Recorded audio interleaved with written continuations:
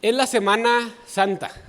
Es el momento en el que Cristo no puede ser ocultado. Tú caminas por las calles y hay una exaltación de Él, todo el mundo está pensando en Él, en todos lados se habla de esta realidad. Y hay de dos, o la aceptas o la niegas. No hay términos medios.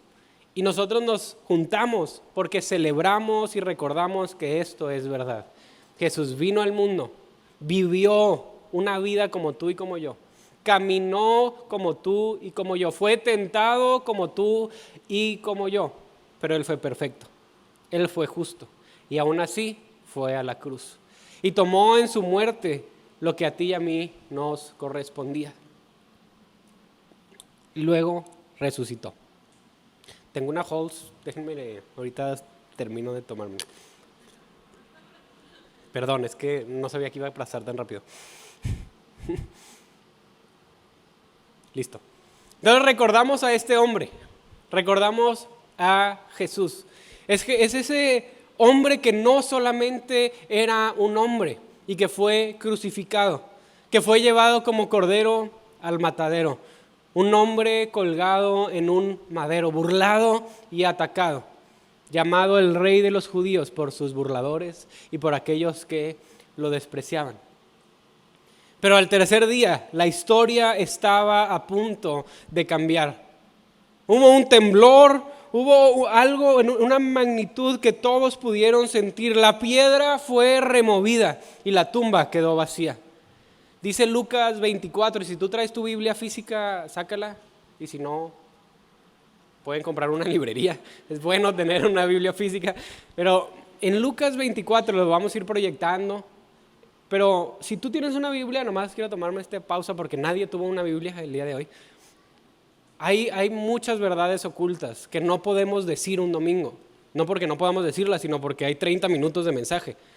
Y cuando tú lees la palabra es viva y salta y atraviesa tu corazón. Nuestras palabras humanas solo son estorbos comparados a la palabra de Dios.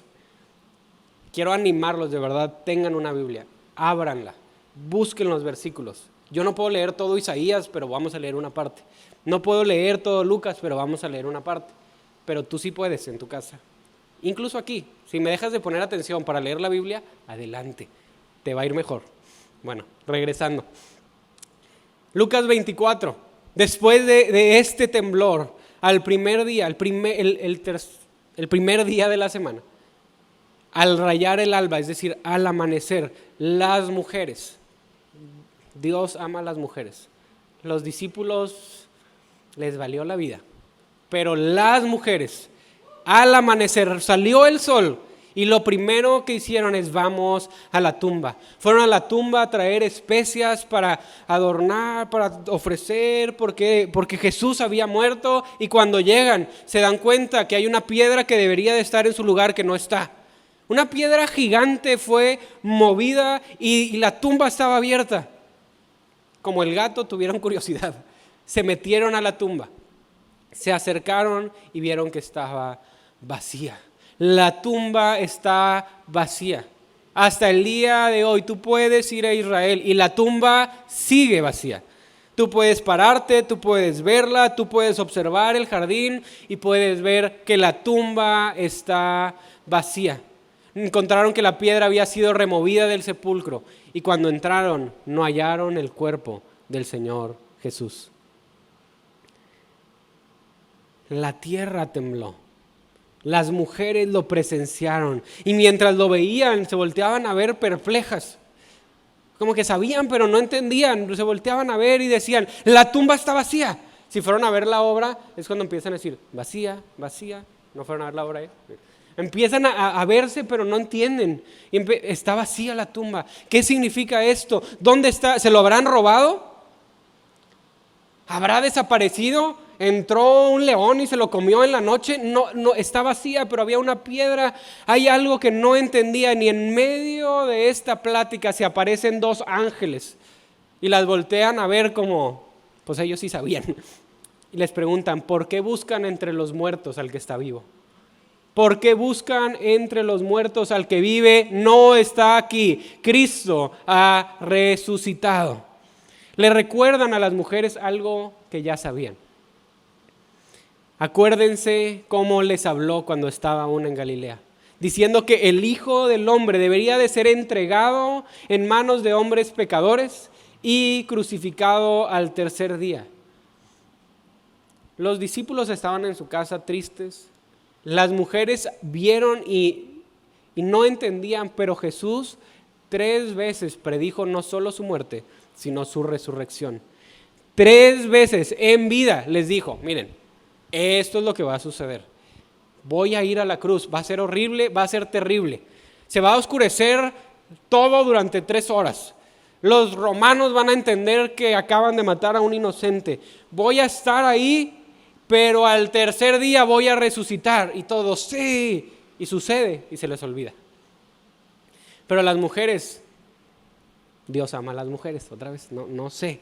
Las mujeres son especiales, no es bueno que el hombre esté solo. Les dice, acuérdense de cómo les habló, que todo esto tenía que suceder, y las mujeres se acordaron. No necesitaron más, vieron la tumba vacía, la piedra removida, el mensaje de los ángeles, y se acordaron de aquellas veces que Jesús predijo su muerte. Así que salieron corriendo con los 11 discípulos pensando, vamos a contarles las buenas noticias. Acuérdense, Él resucitó, Él está vivo, no solo se murió, Él resucitó. Y estaban emocionadas, estaban platicándole a estos discípulos como pensando, estos en este momento se van a levantar. Pero regresando al sepulcro, anunciando a los 11 apóstoles, María, Juana, la madre de Jacobo, todas las mujeres, Susana, decían cosas. Pero a ellos estas palabras les parecieron como disparates y no las creyeron. Llegan viendo la tumba vacía, con el testimonio vivo.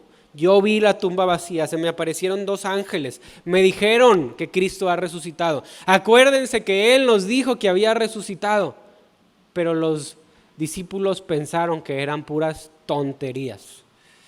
El día de hoy quiero que nos detengamos a mirar al hombre, a mirar al hombre colgado en un madero, a mirar a ese rey de los judíos, para comprobar si realmente son tonterías y disparates o si esta es la verdad. Porque si esta es la verdad, nuestra vida tiene que cambiar. Tú y yo lo celebramos, lo caminamos, lo conmemoramos, pasamos la Semana Santa, lo creemos.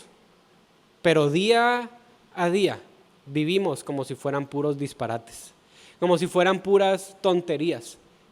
Ahora, no quiero que me lo tomen a mal, no estoy diciendo que tú crees que es una tontería y que crees que es una locura. Pero los mismos discípulos que caminaron 3 años con Jesús, los mismos discípulos que vieron los milagros, vieron la multiplicación, lo vieron caminar sobre el mar, que escucharon al Jesús mismo decirles, me voy a morir, pero al tercer día voy a resucitar, tranquilos. Esos discípulos estaban en sus casas escuchando el testimonio real de ángeles y de mujeres. Dijeron, son puras locuras. Cuando pasamos por cosas difíciles, es difícil creer en esto. Lo creemos, nuestra mente lo cree, nuestro corazón lo cree. Pero cuando estás en ese momento difícil, es muy complicado voltear a ver a Jesús y decir que no es una locura. Creer que Él puede hacer algo diferente. Cuando estás en el trabajo y tú crees que es verdad, tú crees que Él resucitó, pero tu jefe te trata muy mal, crees que es una locura tratarlo con la honra que Cristo nos pidió que lo tratáramos. Cuando volteas a ver tu pecado y te crees descalificado, manchado, avergonzado, nos es difícil creer. Nos es difícil voltearlo a ver y decir, no estoy descalificado. Una cosa es cuando lo creemos en nuestra mente, que tenemos la información, y la otra es que vivamos de acuerdo a ello.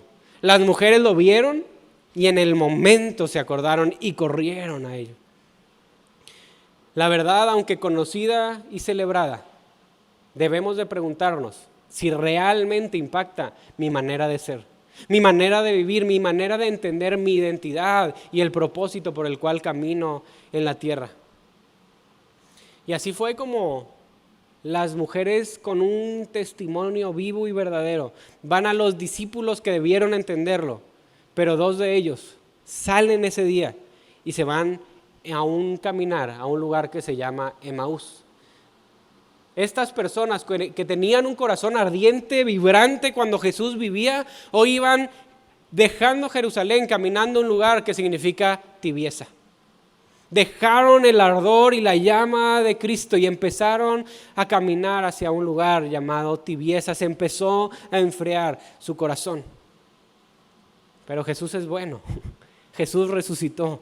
Jesús no se quedó en la tumba, no se queda estático, no solamente nos dejó una cruz para que volteáramos a ver y ahí de ti si crees o no. Jesús en el camino hacia la tibieza se encontró con ellos. Ellos no lo reconocieron, pero iban camino estos 2 discípulos platicando con un semblante triste las cosas que habían pasado.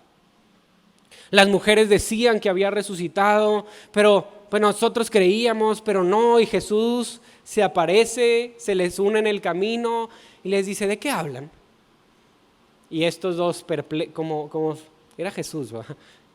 ¿Tú eres el único que acaso no sabe de lo que acaba de suceder? Era el único que sabía lo que acababa de suceder, pero quedó con su boca cerrada y dijo, los voy a escuchar. Y los escucha pacientemente y empieza a caminar y ellos tenían este semblante triste.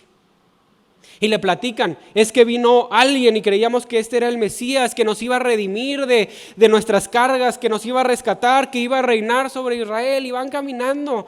Y Jesús llega a un momento en el que se detiene y les dice, insensatos y necios tardos de entendimiento, que no era necesario que el Cristo padeciera todas estas cosas, que entrara a su gloria.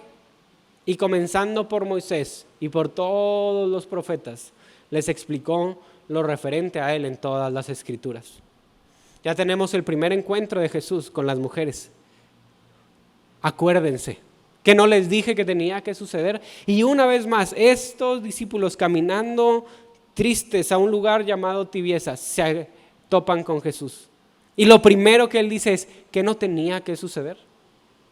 La pregunta obligada para ti y a mí es, ¿por qué tenía que morir Jesús? ¿Por qué tenía que suceder? ¿Por qué tenía que vivir Jesús? ¿Por qué? ¿Qué entendieron las mujeres? ¿Qué se acordaron las mujeres en ese momento que les llenó el corazón? ¿Qué es lo que los discípulos no han entendido, pero que están a punto de entender? Que el gran plan de Dios se había puesto en marcha y que Él ahora está satisfecho. Que Él tenía que pasar por la cruz. ¿Por qué? Desde el principio, vamos a Génesis, desde el principio Dios creó los cielos y la tierra para habitar en ella. Dios estaba en su eternidad pasada con un gozo y plenitud perfecta, dándose gloria y alabanza a Él mismo. Y desde este amor, Dios mismo, el Padre alabando al Hijo, el Hijo al Espíritu Santo, el Espíritu Santo al Padre, están en una plenitud y deleite increíble y dicen, hagamos al hombre a nuestra imagen y semejanza, para que ellos puedan disfrutar y deleitarse de esto. Entreguémonos a ellos. Y entonces crea los cielos y la tierra para habitar en ellos y al hombre para habitar con ellos. Sin embargo, el ser humano, no siendo perfecto, no siendo Dios, tendría una imperfección. Y estas imperfecciones causarían una separación de Dios. Y esta separación ahora la llamamos muerte. Pero Dios mismo en ese momento, cuando se imaginaba todo antes de la fundación del mundo, calculó el costo y dijo, el pago de esta imperfección es la muerte. Yo no sé cómo habrá funcionado, pero tal vez el Hijo levantó la mano y dijo, yo tomaré esa muerte, yo cubriré ese pago, yo pagaré la deuda para cada uno de nosotros. Él proveería el pago justo para cada uno de sus hijos. Él proveería el sacrificio perfecto que cubre el pecado y lo haría a través de su Hijo. Este es el mensaje que resuena como un eco desde Génesis. Mujer, vendrá un hijo. Y luego llega Abraham y le dice, Abraham, vendrá un hijo. Pero luego le dice a Abraham, ese hijo es mío. Tu primogénito me pertenece, entrégamelo. Tienes que entregármelo a mí porque es mío y yo necesito cubrir el pacto que hicimos con la muerte de tu hijo. Así que Isaac, caminando con su padre, era un jovencito más grande de lo que pensamos. Va caminando con la leña, va caminando con todo y están subiendo la montaña. Isaac habla a su padre y le dice, Padre mío. Y él responde, aquí estoy, hijo mío, como si no supiera que está a punto de sacrificarlo. Aquí están el fuego y la leña, pero ¿dónde está el cordero del holocausto? Y Abraham respondió, Dios proveerá para sí mismo el cordero para el holocausto, hijo mío. El único justo pago del pecado es la muerte. Y Abraham debió haber entregado a su hijo. Pero Dios habría de proveer un cordero. Abraham, al momento de sacrificar a su hijo, fue detenido por Dios. Y Abraham ve un carnero y toma el carnero y lo ofrece en holocausto en lugar de su hijo. Este es el momento en el que Dios está dando el mensaje. Todos los primogénitos me pertenecen. El pecado, el pago del pecado es la muerte a través de un hijo. Todos los primogénitos me pertenecen, pero un cordero puede sustituir a un hijo. Es el mismo cordero que más adelante en el Éxodo Dios utiliza para instituir la Pascua justo esta semana. Y dice, este es el cordero que ahora no solo proveerá la redención de un hijo, sino de toda una familia. Con su sangre redimiría a una familia. Ahora no solo un hijo, sino a todos. Dios juzgaría en el Éxodo a través de una muerte. A todos. A través de un primogénito o a través de un cordero. Es un mismo cordero que no solo fue anunciado por Abraham, por Isaac, por Jacob y por el pueblo de Israel, sino que por los profetas. Isaías, al voltear a ver esta revelación de Cristo, dice, todos nosotros, ¿por qué tenía que morir Jesús? Porque todos nosotros nos descarriamos como ovejas, nos apartamos cada cual por su camino, pero el Señor hizo que cayera sobre Él mismo la iniquidad de todos nosotros. Fue oprimido y afligido, pero no abrió su boca, como un cordero que es llevado al matadero, como una oveja que ante sus trasquiladores permanece muda. Él no abrió su boca. Este cordero no era solamente un cordero, sino sería un hombre de aflicciones. Y este cordero vino al mundo, tomó carne y cumplió su deber. Juan el Bautista, al mirar a Jesús, voltea y dice, ahí está el Cordero de Dios que quita el pecado del mundo. ¿Por qué tenía que morir Jesús? Desde el inicio de la historia, Él nos lo está platicando. Pues quiso el Señor quebrantarlo, sometiéndolo a padecimiento. Cuando Él se entregue a sí mismo como ofrenda de la expiación, verá a sus descendientes, prolongará sus vidas y en la voluntad del Señor en sus manos prosperará. Debido a la angustia de su alma, Él lo verá y quedará satisfecho. Por su conocimiento, el justo mi siervo justificará a muchos y cargará las iniquidades de ellos. Jesús es el Cordero, es el hombre de la aflicción y en su cruz, en su muerte, Él hace tres cosas. Él nos redimió. La redención es el pago justo, la compra de algo. Es el pago justo por nuestro pecado para que ahora seamos su posesión. La manera en la que lo hizo fue la propiciación. La propiciación es cuando el pago de algo es propiciado, es cambiado, es sustituido por alguien más. Es el cordero que murió la muerte de Isaac, el cordero que murió la muerte de los primogénitos de Éxodo, el cordero de Dios que murió la muerte tuya y mía. Y al hacerlo, cuando tú lo volteas a ver y cuando tú lo ves como el cordero, Él nos viste de justicia. Dios está satisfecho con el pago. Dios está satisfecho, no hay nada más que hacer. Cuando Él nos ve vestidos de justicia. El gran plan de Dios se había puesto en marcha y Él está satisfecho. ¿Qué no entendían los discípulos? ¿Qué no entendemos tú y yo cuando vemos a la cruz? De tal manera que no impacta nuestra vida. Los discípulos no estaban satisfechos. Ellos veían al Cordero y esperaban que redimiera a Israel. Este Cordero iba a venir a redimir a Israel. Pedro no estaba satisfecho. Él en su pecado, habiendo negado a Cristo 3 veces, se sentía avergonzado y condenado. Él no estaba satisfecho. Él creía que estaba descalificado. Tomás, otro de los discípulos, no estando satisfecho, le dice: muéstrame tus manos. Y Jesús, amable y amoroso, le dice: mira, toca mis manos, toca mi costado, soy el mismo resucitado. Tú y yo podemos no estar satisfechos porque nuestra mente nos cuenta una historia, pero Él está satisfecho. En la cruz Él dijo: consumado es, hecho está.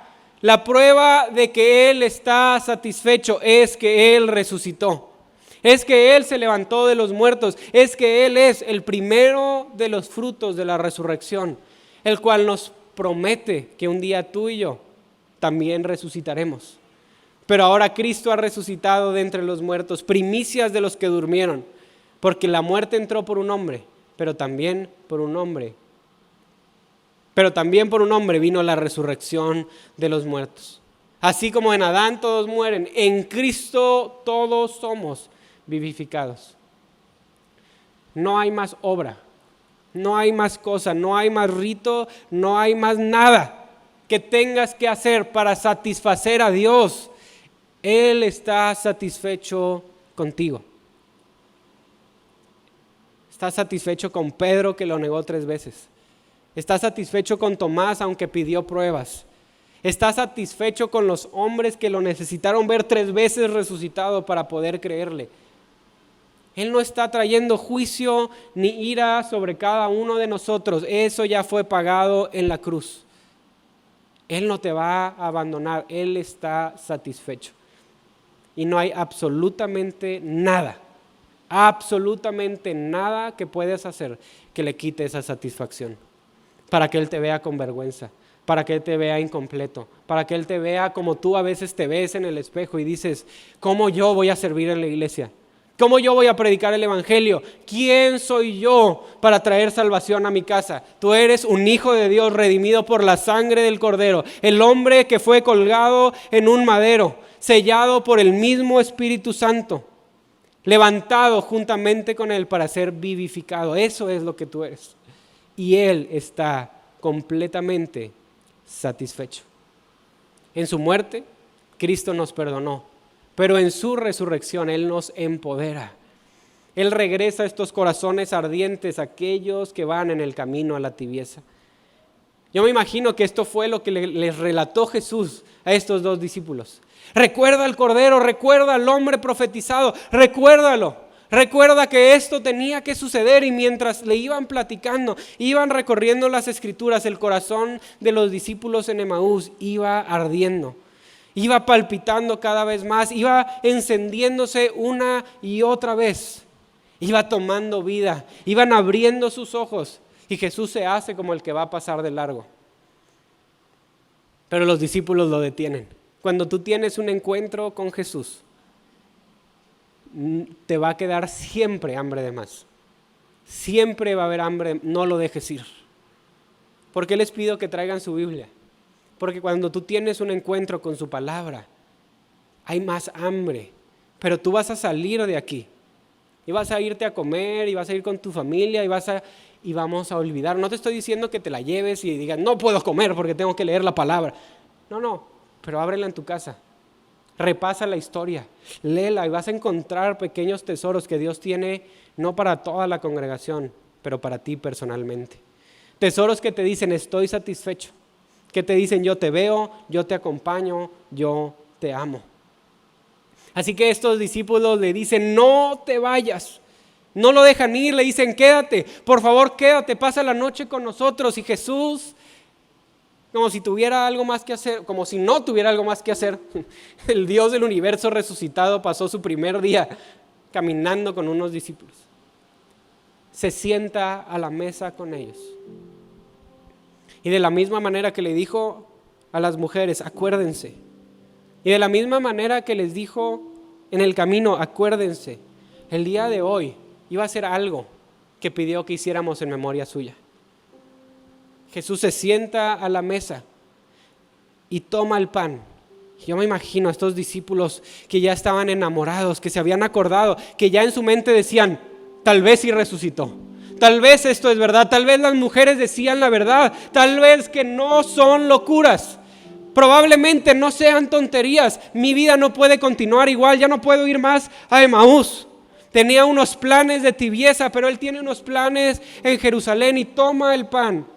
Y mientras toma el pan, los discípulos se acuerdan. Cada día de descanso que pasaron con Jesús, él tomaba un pan. Cada Pascua que celebraron, él tomaba un pan. Y mientras los tomaba en sus manos, recordaron esta última cena, en la que Jesús tomó el pan y dijo, este es mi cuerpo. Lo bendijo, lo partió y se los dio. Y en ese momento sus ojos fueron abiertos, reconocieron a Jesús, entendieron que Él había resucitado, sus corazones ardieron aún más y Él desapareció. Jesús desaparece porque está esperando su regreso, pero nos deja con corazones ardientes para voltearnos a ver unos a los otros a los ojos y decir que no arde nuestro corazón cuando leemos las Escrituras. Que no arde nuestro corazón cuando entendemos que el Rey del universo nos creó por amor para entregarse a nosotros, que su gozo es nuestro gozo, que Él se goza de nosotros, que Él está satisfecho y que arda nuestros corazones y al voltearse a ver y ver que era Él, se levantan en ese mismo momento. No se terminan el pan, no se terminaron las cenas, se levantan y corren a los discípulos. Y así como las mujeres llegaron anunciándoles, es verdad, Cristo resucitó, no son tonterías. Iglesia, no son tonterías. No estamos jugando. No venimos aquí cada domingo a escuchar mentiras y disparates y tonterías. El Rey de Reyes, el Señor de Señores, el Rey del universo, realmente tomó un cuerpo, realmente caminó entre nosotros, realmente fue a una cruz y realmente resucitó. Este es el único objetivo, el único propósito, la única identidad que es suficiente para romper todas las mentiras que nos creemos, toda la vergüenza que cargamos, todo el miedo con el que caminamos. Y para poder decir, ya no vivo yo, Cristo ahora vive en mí. Es verdad.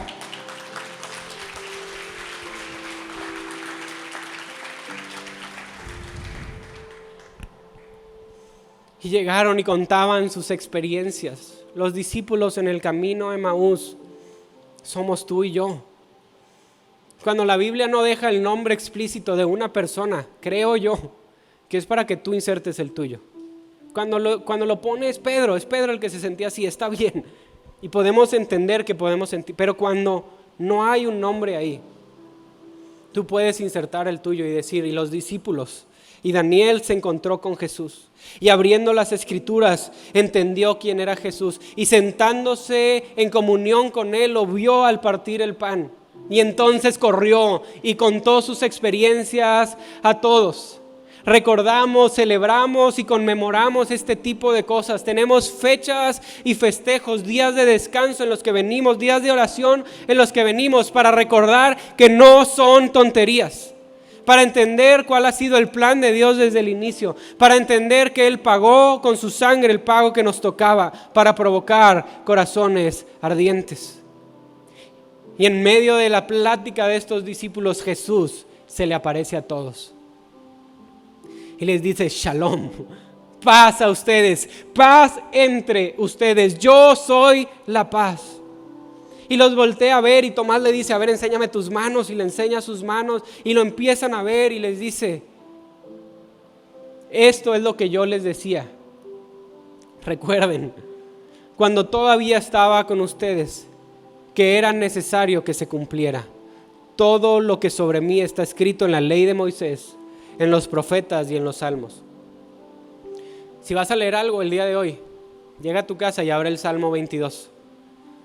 Las palabras famosas de Jesús, Dios mío, ¿por qué me has abandonado? Antes no habían capítulos. La manera en la que citaban la Biblia y te indicaban qué leer era diciendo la primera frase del texto que tenías que leer. Lee el Salmo 22 y te vas a dar cuenta que inicia con las mismas palabras. Dios mío, ¿por qué me has abandonado? Pero mientras habla de la cruz y de que él iba a ser despojado, de que se iban a jugar sus vestiduras y que se las iban a canjear unos con otros, mientras habla de esto, el salmista empieza a voltear a ver la resurrección y empieza a exaltar a Dios y eventualmente termina con las palabras diciendo, y Él hará esto. Palabras que Jesús mismo dijo, hecho está, refiriéndose que Él es el Rey, que Él ha tomado su posición hoy, ya no de siervo, sino de Rey. Y lo que Él hace en su resurrección es, entonces, les abrió la mente para que comprendieran las Escrituras y les dijo, así está escrito, el Cristo padecerá y resucitará entre los muertos al tercer día. En su nombre se predicará el evangelio del arrepentimiento para el perdón de los pecados a todas las naciones, comenzando de Jerusalén. Ahora ustedes son testigos. Recordamos y testificamos. Corremos de la tibieza de Emaús, de un corazón que se enfría, a aquel que se entregó por ti y por mí. Mira al Cordero que quita el pecado del mundo. Mira al hombre en el madero, al hombre de aflicción, para entender que Él está satisfecho. Pero también hay que mirar al Rey de los judíos, al Rey de reyes, y proclamar a sus burlones, Él es Rey. Él es Rey sobre toda nación, sobre toda tribu, sobre toda lengua. Él es el Rey. Toda autoridad se me ha dado en el cielo y en la tierra. Vayan pues y hagan discípulos de todas las naciones, bautizándolos en el nombre del Padre, del Hijo y del Espíritu Santo.